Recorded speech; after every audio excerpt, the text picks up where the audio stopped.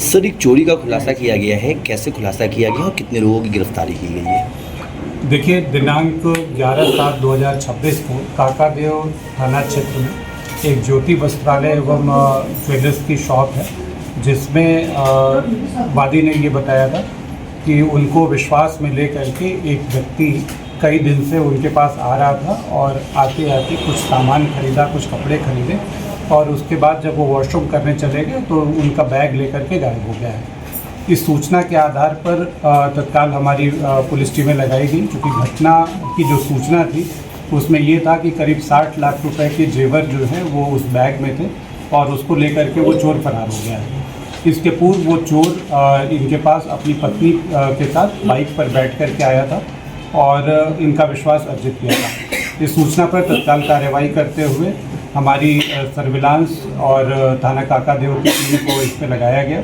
इन टीमों ने लगातार प्रयास किया, चूँकि घटना अज्ञात में थी और ये आशंका थी कि जैसे जैसे समय व्यतीत होता जाएगा ये सारे जेवरात जो हैं वो बेच करके और इसकी को नष्ट कर दिया जाएगा।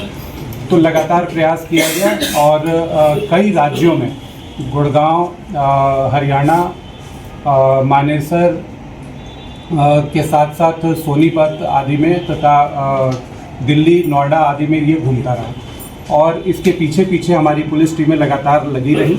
लेकिन इसने लगातार टेक्निकल एविडेंसेस के बारे में इसको जानकारी थी, चूँकि इसकी लंबी क्रिमिनल हिस्ट्री थी, उससे धता बताते हुए ये लगातार भागता रहा।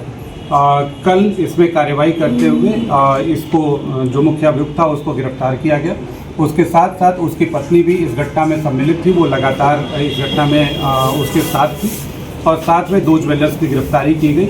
इस तरह से कुल 4 लोगों की गिरफ्तारी की गई है और इनके कब्जे से करीब 60 लाख रुपए के जेवरात जो चोरी गए थे उनकी बरामदगी की गई है। इसके साथ साथ 2 लाख रुपए कैश की बरामदगी की गई है।